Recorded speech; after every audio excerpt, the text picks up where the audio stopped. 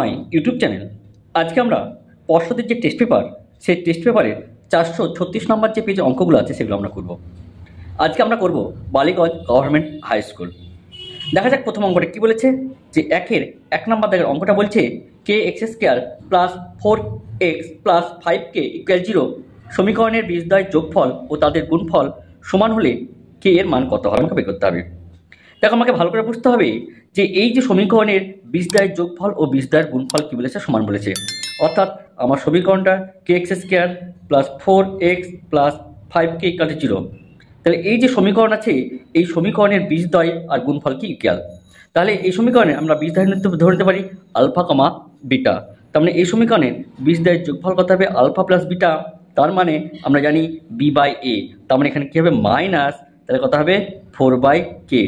আর বীজদ্বয়ের গুণফল alpha into beta সমান সমান এই যে ধ্রুবক পদ আছে, তাহলে 5k বাই কত কে, তাহলে 5k বাই কত কে, তাহলে কে কে কেটে গেল, তাহলে আলফা ইন্টু বিটা সমান সমান কত 5। এইবার দেখো, শর্তাংশে আমরা কি বলতে পারি যে এই আলফা প্লাস বিটা আর এই আলফা ইন্টু বিটা এই দুটো কিন্তু সমান, অর্থাৎ যোগফল এবং গুণফল সমান। তার আমরা বলতে পারি -4/k ইকাল টু 5। তাহলে কে সমান সমান -4/5। তাহলে অ্যান্সার দেখো, আমরা যে একের বি নম্বর যে অপশানটা আছে, তাহলে বি নম্বরের সেই অপশানটা আমরা কিন্তু এখানে সঠিক বলতে পারি। এবার দেখো দ্বিতীয় নম্বর অঙ্কটা কি বলছে। যে কোনো ব্যক্তি ব্যাংকে 1000 টাকা জমা রেখে 3 বছর পর সমূল চক্রবৃদ্ধি 1331 টাকা পেলে বার্ষিক চক্রবৃদ্ধি সুদের হার কত। তাহলে তোমাকে জানতে হবে যে সমূল চক্রবৃদ্ধি সুদের ফর্মুলা কি। তাহলে সমূল চক্রবৃদ্ধি সূত্রের ফর্মুলা যে এ সমান সমান আসল ইন্টু 1 প্লাস r/100 তারপর কত n। এটা হলো কি তোমার সমূল চক্রবৃদ্ধি সুদের ফর্মুলা। তাহলে দেখো, আমার এখানে সমূল চক্রবৃদ্ধি কি বলেছে 1331 টাকা। তার আগে তোমাকে ভালো করে বুঝতে হবে যে এই সমূল চক্রবৃদ্ধি কথার অর্থটা কি। তাহলে এই সমূল চক্রবৃদ্ধি কথার অর্থটা হলো যে সুদ প্লাস আসল। অর্থাৎ এই সমূল চক্রবৃদ্ধি কথার অর্থ তোমাকে ভালো করে মনে রাখতে হবে। তার মানে আসল প্লাস কি সুদ, তাহলে এই দুটো যোগফলই কি বলা হয়, এটাকে কি বলা হয়, সমূল চক্রবৃদ্ধি কিন্তু বলা হয়। তাহলে দেখো, তোমার সমূল চক্রবৃদ্ধি কত বলেছে 1331। অর্থাৎ এই ফর্মুলা যদি আমরা অ্যাপ্লাই করি, তাহলে আসল কত বলেছে, আসল বলেছে তোমাকে 1000 টাকা। 1 প্লাস সুদের হার আমাকে বের করতে হবে, তাহলে কত 100। আর এইখানে এন কত, বছর কত 3 বলেছে। তাহলে এটাকে দেখো আমরা লিখতে পারি 331, অর্থাৎ 1331 বাই কত এই 1000 সমান সমান 1 প্লাস r/100 তার কত কিউব। তাহলে এটা দেখো 11 কিউব দেখো, আর এটা 10-এর কিউব। তাহলে এই জিনিসটা তোমাকে কিন্তু ভালো করে মনে রাখতে হবে। তাহলে 1 প্লাস r/100 তার কত কিউব। তাহলে উভয় দিক থেকে দেখো কিউব কিউব ক্যান্সেল। তাহলে আমার তাহলে থাকবে কত, তাহলে 1/11/10 ইকাল টু 1 প্লাস r/100। 1টাকে আমরা এদিকে নিয়ে আসছি, তাহলে 11/10 মাইনাস 1 ইকুয়াল r/100। তাহলে এখানে কত হবে 1/10 ইকাল টু r/100। তাহলে আমরা এখানে বলতে পারি যে r সমান সমান কত হবে 100/10। তাহলে r সমান সমান কত 10। অর্থাৎ যে সুদের হার সে মানটা কত পেলাম 10%। তো আমরা দেখো 2-এর যে বি নম্বর অপশানটা আছে, তাহলে 2-এর বি নম্বর অপশানটা আমরা এখানে সঠিক বলতে পারি। এবার দেখো 3 নম্বর অঙ্কটা কি বলছে যে একটি বৃত্তে দুটি ত্রিজ্যা এবি ও এসি পরস্পর লম্ব, এবি সমান সমান 4 সেমি, এসি সমান সমান 3 সেমি হলে বৃত্তটির ব্যাসার্ধের দৈর্ঘ্য কত হবে। তাহলে 3 নম্বর অঙ্কটা তোমাকে কি বলেছে, 3 নম্বর অঙ্কটা তোমাকে বলছে যে এ একটা কি বৃত্ত যার এবি এবং এসি এরা পরস্পরকে লম্ব, তার মানে এই কোণটা কি হবে তোমার 90 ডিগ্রি হবে। আর কি চাইছে যে ওই বৃত্তের ব্যাসার্ধ, তার মানে এটি যদি কেন্দ্র হয় তাহলে এইটা তোমার যোগ করে দিলাম। তাহলে দেখো এইটুকুটা বৃত্তের কি ব্যাসার্ধ, এইটুকুটা বৃত্তের ব্যাসার্ধ। কিন্তু এই ত্রিভুজের দেখো বিসি কিন্তু অতিভুজ হবে। কেন এটা অতিভুজ হবে, যেহেতু এটা 90 ডিগ্রি বলেছে। আর 90 ডিগ্রি বললে তাহলে এই যে ত্রিভুজটা অর্থাৎ এবিসি, এই ত্রিভুজটা তোমার কি হবে, সমকোণী ত্রিভুজ কিন্তু হবে। আর তোমাকে মনে রাখতে হবে এই যে পরিকেন্দ্র এই সমকোণী ত্রিভুজের কিন্তু ওপর অবস্থিত হবে। তাহলে আমরা বলতে পারি যে বিও এবং ওসি কী হবে, ইকুয়াল হবে, কেননা এরা কি একই বৃত্তের ব্যাসার্ধ। তার মানে আমি যদি বিসি বাহুর দৈর্ঘ্য বের করতে পারি, তাহলে আমরা দেখো ব্যাসার্ধ অর্থাৎ ওবি বা ওসির দৈর্ঘ্য কিন্তু খুব অনায়াসে বের করতে পারবো। তাহলে এখানে দেখো যে এবি সমান সমান কত বলেছে 4 সেমি, আর এসি সমান সমান কত তোমার 3 সেমি। তাহলে এটা যদি 4 হয়, এটা যদি 3 হয়, তাহলে আমরা কি জানি যে 4-এর স্কোয়ার প্লাস 3-এর স্কোয়ার তার যদি রুট করি, তাহলে দেখো বিসি বাহুর দৈর্ঘ্য কিন্তু পেয়ে যাবো, অর্থাৎ অতিভুজের দৈর্ঘ্য কিন্তু পেয়ে যাবো। তাহলে এটা 16 প্লাস 9 মানে 25, 25 তার মানে কত 5। তার মানে এটা দেখো বিসি বাহুর দৈর্ঘ্য। আর তোমাকে জানতে হবে যে এইটা কি ব্যাসার্ধ, এটাও কিন্তু ব্যাসার্ধ, কেননা এই পরিকেন্দ্র অর্থাৎ বৃত্তের কেন্দ্র এই অতিভুজের কিন্তু মধ্যবিন্দুতে কিন্তু অবস্থিত হয়। তার মানে OB সমান OC বলতে পারি কত 5/2, তার মানে এটা কত হবে 2.5 সেমি হবে। তার মানে যে এই বৃত্তের যে ব্যাসার্ধ, এই বৃত্তের ব্যাসার্ধ দৈর্ঘ্য কত হবে 2.5। তার মানে দেখো 3-এর যে C নম্বর অপশনটা আছে সেই 3-এর C নম্বর অপশনটা আমরা এখানে বলতে পারি। তারপর দেখো নাম্বার 4 বলছে যে sin theta minus cos theta equal কিন্তু 0। তাহলে এখান থেকে দেখো আমরা বলতে পারি যে sin থিটা সমান কত cos থিটা। তাহলে এটাকে যদি আমরা পূরককোণ হিসাবে দেখো, যদি পূরককোণ হিসাবে কাজে লাগিয়ে এখান থেকে দেখো আমরা থিটা মানটা বের করবো। তার মানে এখানে আমরা কত হবে, তো আমরা এখানে কত বলতে পারি যে sin থিটা, এটাকে দেখো আমরা কি লিখতে পারি যে sin 90 মাইনাস থিটা, কেননা এই 90-র জন্য সাইন কি হবে কসে কনভার্ট হবে এবং এখানে যে থিটাটা থাকবে সেটা বসে যাবে। তার মানে যা ছিলাম তাই কিন্তু লিখলাম। তাহলে দুই দিক থেকে দেখো সাইন সাইন ক্যান্সেল, তাহলে থিটা সমান কত হবে 90 মাইনাস থিটা, তার মানে 2 থিটা ইকুয়াল কত হবে 90। তাহলে আমরা বলতে পারি যে থিটা সমান কত 90/2, তাহলে থিটা সমান কত এই 45 ডিগ্রি কিন্তু হবে। এবার দেখো আমাকে মান বের করতে দিয়েছে, কার মান বের করতে দিয়েছে যে সেক থিটা প্লাস কি কোসেক থিটা। তাহলে সেক থিটা প্লাস কি এই কোসেক থিটা সমান কত এক্স বলেছে। তাহলে দেখো আমরা যদি থিটার জায়গায় যদি 45 বসে দিই তাহলে সেক 45 তার মানে কত √2। তাহলে এখানেও তাহলে কি হবে কোসেক 45, তাহলে কোসেক 45 যদি হয় তাহলে কোসেক 45 এর মানে কত √2। তাহলে এক্স সমান আমরা কি বলতে পারি 2√2 কিন্তু বলতে পারি। তাহলে এটা কিন্তু অ্যান্সার হবে। তাহলে 4-এর দেখো যে ডি নাম্বার যে অপশনটা আছে 4-এর ডি নাম্বার অপশনটা কিন্তু আমরা এখানে কিন্তু সঠিক বলতে পারবো। এবার দেখো যে 5 নম্বর অঙ্কটা কি বলছে। 5 নম্বর অঙ্কটা বলছে যে দুটি বৃত্তের সাধারণ স্পর্শক সংখ্যা n হলে, এবার দেখো আমরা 5 নম্বর অঙ্কটা কি করবো। এবার দেখো যে 5 নম্বর অঙ্কটা কি বলছে যে দুটি বৃত্তের সাধারণ স্পর্শক সংখ্যা n হলে n এর দেখো এতগুলো অপশন দিয়েছে, অর্থাৎ তোমাকে এখানে যে স্পর্শকের সংখ্যা সেটা কিন্তু তোমাকে বের করতে হবে। এবার দেখো যে 5 নম্বর অঙ্কটা কি বলছে যে দুটি বৃত্তের সাধারণ স্পর্শক সংখ্যা n হলে, দেখো এখানে n এর এটা করবো। তাহলে দেখো একটা বৃত্ত, এই বৃত্তে দেখো যে এই ব্যাসার্ধের উপর যদি আর একটা বৃত্ত হয় তাহলে কিন্তু এই বৃত্তের ক্ষেত্রে কোনো স্পর্শক কিন্তু আমরা পাবো না। এই ক্ষেত্রে যে স্পর্শক সংখ্যা অর্থাৎ n এর মান কত হবে 0 হবে। এবার দেখো দ্বিতীয় নম্বর কন্ডিশন বা দ্বিতীয় নম্বর শর্ত যদি দেখি, তাহলে এই বৃত্ত আর এই বৃত্ত যদি পরস্পরকে দেখো যদি অন্তঃস্পর্শ করে তাহলে এই ক্ষেত্রে কিন্তু দেখো আমরা একটা কিন্তু স্পর্শক পাবো, অর্থাৎ এখানে n এর মান কত হবে 1 হবে। এবার যদি দুটি বৃত্ত দেখো যদি পরস্পরকে যদি বহিঃস্পর্শ করে তাহলে এক্ষেত্রে দেখো আমরা কটা স্পর্শক পাবো, এই বরাবর একটা স্পর্শক পাবো, এই বরাবর একটা স্পর্শক পাবো, এই বরাবর একটা স্পর্শক পাবো, অর্থাৎ এই ক্ষেত্রে n এর মান দেখো 3, অর্থাৎ এই ক্ষেত্রে আমরা কিন্তু স্পর্শক সংখ্যা কত 3 পাবো। এইবার যদি দেখো যদি কোনোভাবে স্পর্শ যদি না করে তাহলে এই ক্ষেত্রে দেখো আমরা কটা স্পর্শক পাবো, এই বরাবর একটা স্পর্শক পাবো, এই বরাবর একটা স্পর্শক পাবো, এই বরাবর একটা স্পর্শক পাবো, আর এই বরাবর কিন্তু একটা স্পর্শক পাবো, অর্থাৎ এখানে n এর মান কিন্তু তোমার কিন্তু 4 হবে। তার মানে আমরা বলতে পারি যে n এর মান দেখো 0 থেকে বড় এবং 0 সমান, আর n এর মান দেখো তোমার 4 সমান এবং 4 থেকে কিন্তু ছোট। তাহলে আমরা এখানে দেখো এই ডি নাম্বার যে অপশান, এই ডি নাম্বার অপশানটা কিন্তু আমরা চুজ করবো। দেখো এটা কেন নিব না, যেহেতু এখানে কি বলছে যে 2-এর থেকে ছোট কিন্তু 0 থেকে বড়, কিন্তু আমরা দেখলাম যে n এর মান 0 থেকে তো বড় হবেই এবং ইকুয়াল হতে পারে, আবার দেখলাম যে 4 ইকুয়াল এবং 4 থেকে ছোট, তাই এই মানটা হবে না। সেম কেস দেখো এটাও তাই, কারণ এটাকে দেখো যে 3-এর থেকে কিন্তু আমরা কিন্তু বড় পেয়েছি যেটা 4, এটা দেখো এটা ক্ষেত্রেও তাই, কারণ এক্ষেত্রে দেখো আমরা যে এখানে n এর মান কত দিয়েছে 3, কিন্তু আমরা n এর মান কিন্তু 4 পেয়ে গেছি। তার মানে তোমার যে ডি নাম্বার অপশান এই ডি নাম্বার অপশানটা হবে, অর্থাৎ এখানে আমরা বলতে পারি যে n এর মান 0 থেকে বড় বা 0 সমান, অথবা আমরা 4 থেকে ছোট বা 4-এর সমান আমরা বলতে পারি। এবার দেখো 6 নম্বর যে অঙ্কটা কি বলছে যে একটি নিরেট গোলকের বক্ষতলের ক্ষেত্রফল ও উহার 3 গুণ আয়তনের সংখ্যা মানের সমান। তাহলে তোমাকে জানতে হবে যে এই গোলকের যে বক্ষতলের ক্ষেত্রফল সেটা 4πr² এবং তার কি আয়তন সমান মানে 3 ইন্টু, তাহলে গোলকের আয়তনের ফর্মুলা কত 4/3 πr³।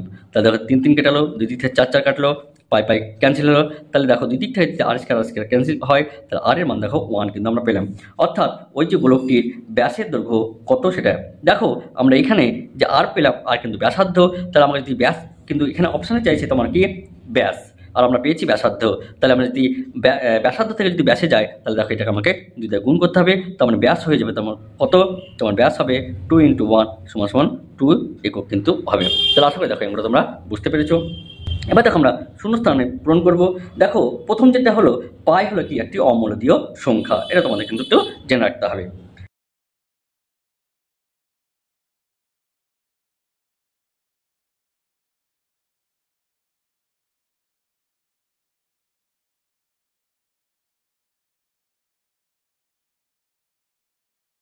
দুইয়ের 2 নম্বর অঙ্কটা এখানে কি বলছে বার্ষিক R/4% সরল সুদের হারে 4p টাকার 1 বছরের সুদ। তাহলে তোমাকে এখানে 1 বছর সুদ বের করতে দিয়েছে, যেখানে তোমাকে এখানে সুদের হার বলে দিয়েছে, এখানে তোমাকে কি বলে দিয়েছে আসল বলে দিয়েছে আর টাইম বলে দিয়েছে। তাহলে আমরা সুদের যে সুদ বের করার ফর্মুলা সেটা আমরা কি জানি, IPTR বাই কত 100, এটা আমরা কিন্তু সুদ বের করার ফর্মুলা জানি। তাহলে আসল এখানে কত বলেছে 4p বলেছে, t অর্থাৎ টাইম কত 1, আর আর এর মান কত বলেছে R/4 ইন্টু 1 বাই কত 100। তাহলে 4 কেটে গেল। তাহলে এখানে তোমার কত হচ্ছে PR বাই কত 100। তাহলে এখানে তোমার 1 বছরের সুদ কত হবে PR/100 কিন্তু হবে। এবার দেখো যে 3 নম্বর অঙ্কটা, সেই 3 নম্বর অঙ্কটা কি বলছে যে 3টি ক্রমিক সমানুপাতি ধনাত্মক সংখ্যার গুণফল 64 হলে তাদের মধ্য সমানুপাতি কত। তাহলে আমি পরপর 3টে সংখ্যা ধরলাম যে ABC। তাহলে এই 3টে সংখ্যার গুণফল তোমাকে কত বলে দিয়েছে, এখানে তোমাকে গুণফলটা কত 64 বলে দিয়েছে। আর আমরা জানি যে B² সমান কত AC, অর্থাৎ ABC যদি ক্রমিক সমানুপাতি হয় তাহলে এদের মধ্যে সম্পর্ক হবে কি B² সমান কত AC। তাহলে এই সম্পর্কটা তোমাদের কিন্তু জেনে রাখতে হবে, বা এই সম্পর্কটা আমরা কীভাবে তৈরি করবো যে ABC 3টে যদি ক্রমিক সমানুপাতি হয় তাহলে আমরা এটা লিখতে পারি A:B ইকুয়াল B:C। তার মানে A/B সমান কত B/C। তাহলে কত হবে B² সমান কত AC। দেখো এই সম্পর্কটাই কিন্তু আমরা এখানে লিখেছি। এবার দেখো আমাকে কি বলেছে যে মধ্য সমানুপাতি মানটা বের করতে হবে, অর্থাৎ আমাকে যে B এর মানটা আছে সেই B এর মানটা কিন্তু বের করতে হবে। তার মানে আমাকে এখানে কি করবো AC এর মানটা বের করবো। তাহলে দেখো এখান থেকে AC সমান লিখতে পারি 64/B।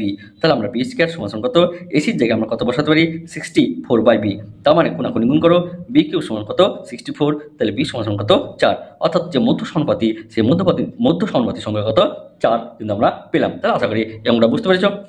এবার দেখো যে 3 নম্বর অঙ্কটা বলছে, 3 নম্বর অঙ্কটা কি বলছে যে ত্রিভুজ ABC সদৃশ ত্রিভুজ DEF উহাদের পরিসীমা যথাক্রমে 30 সেমি আর 18 সেমি। BC ও EF অনুরূপ বাহু, যদি BC 9 সেমি হয় তবে EF সমান কত সেমি হবে।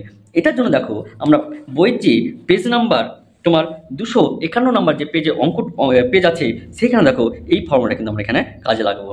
এখানে কি বলছে দেখো যে প্রথম ত্রিভুজের পরিসীমা বাই দ্বিতীয় ত্রিভুজের কি পরিসীমা। তাহলে এই ফর্মুলাটা কিন্তু তোমাকে একটু জেনে রাখতে হবে বা একটু কিন্তু তোমাকে বুঝে রাখতে হবে যে প্রথম ত্রিভুজের পরিসীমা বাই দ্বিতীয় ত্রিভুজের পরিসীমা সমান সমান যে প্রথম ত্রিভুজের বাহু বাই দ্বিতীয় ত্রিভুজের কিন্তু অনুরূপ বাহু, এটাই হবে কিন্তু তোমার কি এটা ফর্মুলা। তাহলে এই ফর্মুলা কিন্তু তোমার একটু ভালো করে মনে রাখতে হবে। এই অঙ্কটা বা এই টাইপের ফর্মুলা দিয়ে কিন্তু তোমার থেকে কিন্তু এর মাধ্যমে 2 নম্বর কোশ্চেন কিন্তু আসতে পারে। তাহলে দেখা যাক আমরা এবার অঙ্কটা করবো। এখানে অঙ্কটা কি বলছে দেখো যে ABC ত্রিভুজ আর DEF ত্রিভুজ কি সদৃশ, তাহলে এদের পরিসীমা কত 30 ও 18। তাহলে BC ও EF অনুরূপ বাহু।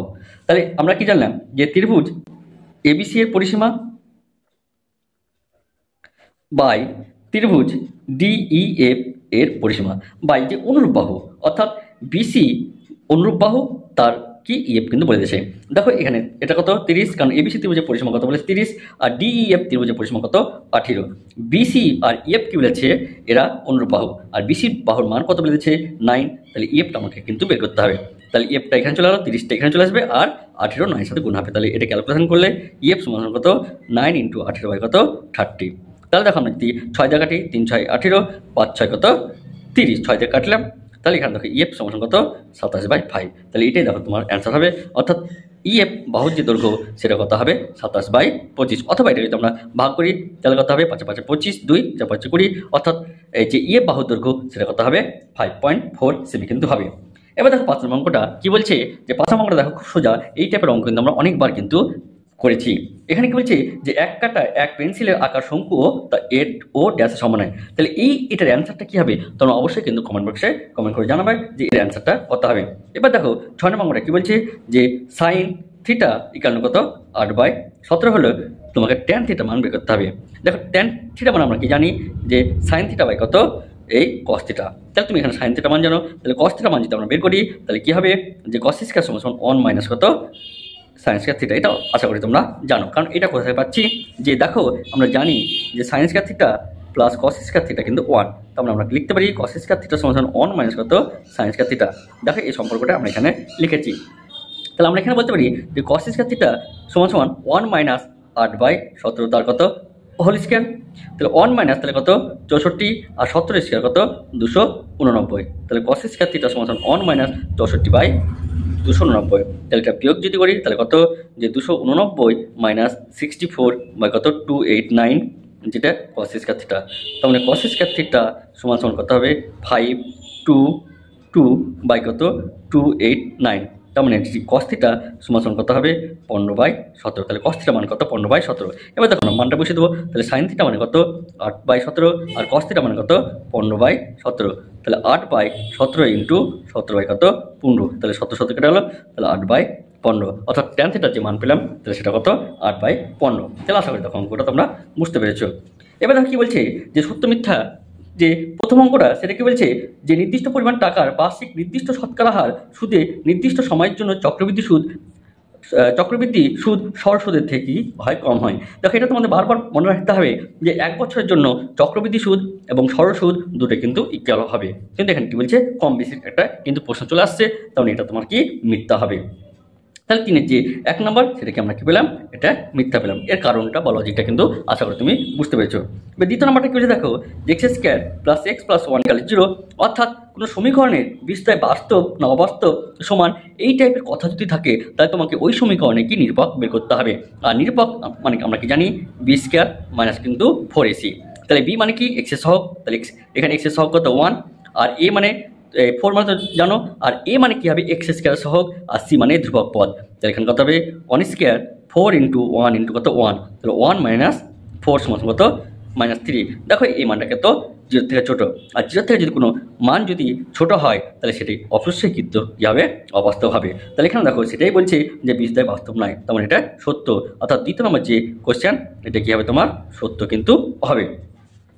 এবার দেখো 3 নম্বর অঙ্ক যেটা বলছে যে একটি ঘনকের সমগ্রতলের ক্ষেত্রফল যদি s বর্গ একক হয়, তাহলে দেখো একটা ঘনকের সমগ্রতলের ক্ষেত্রফলের ফর্মুলা কি যে 6 ইন্টু বাহু স্কয়ার। তাহলে এখানে যদি আমরা বাহুকে যদি এ ধরি তাহলে এখানে আমরা বলতে পারি s সমান কত 6a² বর্গ একক।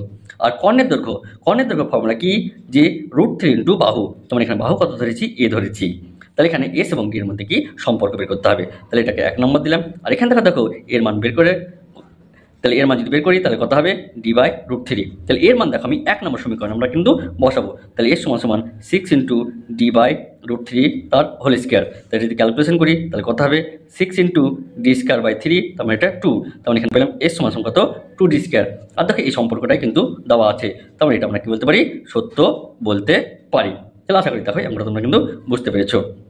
এবার দেখো যেটা 4 নম্বর অঙ্ক, সেই 4 নম্বর অঙ্কটা কি বলছে, এখানে 4 নম্বর অঙ্কটা বলছে যে sin² 45 plus cos² 45 degree plus tan² 45 minus যে sec² 45। দেখো এই দুটো মিলে 1 আর এই দুটো মিলে কিন্তু 1 হবে, কেন আমরা জানি যে sin² θ প্লাস cos² θ এর মান কিন্তু 1 হয়, অর্থাৎ এই যে সূক্ষ্মকোণ এই সূক্ষ্মকোণ যদি সমান হয় আর এদের মাথায় যদি স্কয়ার থাকে তাহলে ওর মান কিন্তু অবশ্যই কিন্তু 1 হবে। তার মানে এখানে দেখো যে এখানে যা সূক্ষ্মকোণ আছে এখানেও সেম টু সেম একই সূক্ষ্মকোণ আছে, তার মানে এই দুটো মান কিন্তু 1 হবে। আর এটাও দেখো ঠিক তাই যে আমরা জানি যে sec² θ মাইনাস tan² θ এই মানটা কিন্তু 1 হবে, কিন্তু এইখানে দেখো কি দেওয়া আছে tan θ আগে দেওয়া আছে, তাই এখানে মাইনাস আমরা কমন নিলাম, তাহলে এখানে দেখো কি হবে sec² θ মাইনাস tan² θ, তাহলে এই মানটা দেখো কিন্তু 1 হচ্ছে, তার মানে এটা হবে কিন্তু -1, ঠিক আছে। কারণ এই দুটো সূক্ষ্মকোণ যদি একই থাকে এবং এদের মাঝে যদি স্কয়ার থাকে তাহলে ওদের মান কিন্তু 1 হবে। তাহলে এটার ক্ষেত্রে আমরা 1 দেখলাম, এটার ক্ষেত্রে কত 1 দেখলাম, যদি মাইনাস কমন নিই তাহলে সেক্ষেত্রে কি হবে -1, তাহলে এটার ক্ষেত্রে 1 আর এটার ক্ষেত্রে -1, তাহলে কত হয়েছে এদের যে ক্যালকুলেশনগুলি এদের মানটা কত 0 হচ্ছে, কিন্তু এদের মানটা কত তোমার 1 বলে দিয়েছে, তার মানে এটা তোমার কি মিথ্যা হবে। তার মানে আমরা যে 4 নম্বরটা পেলাম সেটাও কিন্তু তোমার মিথ্যা হবে।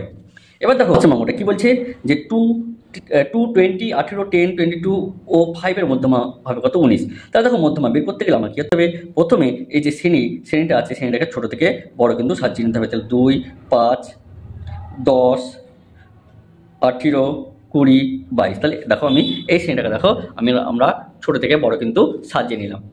এবার দেখো তাহলে এখানে কটা পদ আছে 1, 2, 3, 4, 5, 6, তাহলে 6টা পদ আছে অর্থাৎ যুগ্ম, তাহলে যুগ্ম সংখ্যার যে মধ্যমা নির্ণয় করার ফর্মুলা কত n/2 তম পদ প্লাস n/2 প্লাস 1 তম পদ বাই কত 2, এটা হলো তোমার কি যুগ্ম সংখ্যা ফর্মুলা বের করার নিয়ম। তাহলে এখানে কত 1, 2, 3, 4, 5, 6 মানে 6/2, তার মানে কত 3, তাহলে 3 তম পদ দেখা তো, তাহলে এটা কত হবে 4, তাহলে 4 তম পদ এটা, তাহলে 10 আর 18 কত 28/2, তার মানে কত 14। তাহলে দেখো এখানে আমাদের মধ্যমা কত বলেছে 19, কিন্তু আমরা মধ্যমা বের করলাম 14, তো এটা আমরা কি বলতে পারি, মিথ্যা বলতে পারি। এবার দেখো 6 নম্বর আমরা কি বলছে যে 10 সেমি দৈর্ঘ্য বিশিষ্ট একটি বৃত্তের কোনো জ্যা কেন্দ্রে সমকোণ উৎপন্ন করলে জ্যাটির দৈর্ঘ্য হবে √2 সেমি। তাহলে এই অঙ্কটা আমরা দেখো কীভাবে করবো। তাহলে এখানে তোমাকে একটা কী বলেছে, বৃত্ত বলে দিয়েছে, বৃত্তের এটা কেন্দ্র, তাহলে এটা বৃত্তের কী হবে, জ্যা, জ্যা থেকে যে দুটো সরলরেখা এখানে কি করছে, তোমার সমকোণ তৈরি করছে। তাহলে একটু দেখো, তাহলে এটা যদি তোমার সমকোণ তৈরি করে, তাহলে এটা যদি 90 ডিগ্রি হয়, তাহলে দেখো এই ত্রিভুজটা অর্থাৎ ও এ বি এটা এটা কিন্তু একটা কী হবে, সমকোণী ত্রিভুজ কিন্তু হবে। দেখো এগুলো দৈর্ঘ্য কত বলে দিয়েছে, 10 সেমি 10 সেমি করে বলে দিয়েছে। তাহলে আমরা বলতে পারি যে এবি সমান √10² প্লাস 10²।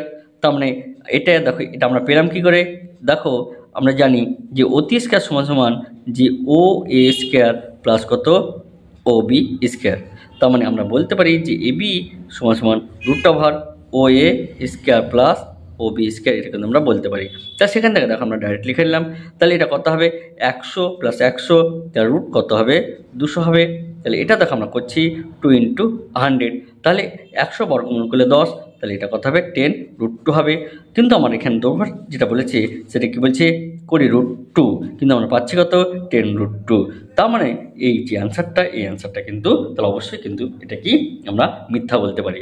তাহলে আশা করি দেখো এই অঙ্কগুলো তোমরা নিশ্চয়ই বুঝতে পেরেছো। তাহলে বালিগঞ্জের যে গভর্নমেন্ট যে হাই স্কুল, এই অঙ্কগুলো কিন্তু আমরা করলাম এবং অনেক কটাই কিন্তু কমন অঙ্ক কিন্তু আমরা পেয়েছি এবং কিছু কিছু নতুন নতুন কিন্তু অঙ্ক পেয়েছি। তাহলে তোমাদের যদি কোনো জায়গায় সমস্যা থাকে, কোনো জায়গাতে প্রবলেম থাকে, তাহলে অবশ্যই কিন্তু কমেন্ট বক্সে কমেন্ট করে জানাবা। আর তোমাদের চাহিদা অনুযায়ী কোন অঙ্কগুলো করলে তোমাদের পক্ষে এই মুহূর্তে তোমাদের সুবিধা হবে, সেটা কিন্তু অবশ্যই কিন্তু কমেন্ট বক্সে কমেন্ট করে জানাবা। তাহলে আজকে ভিডিওটা এই পর্যন্ত, এর পরবর্তী ভিডিওতে আবার তোমাদের সাথে দেখা হবে। ধন্যবাদ।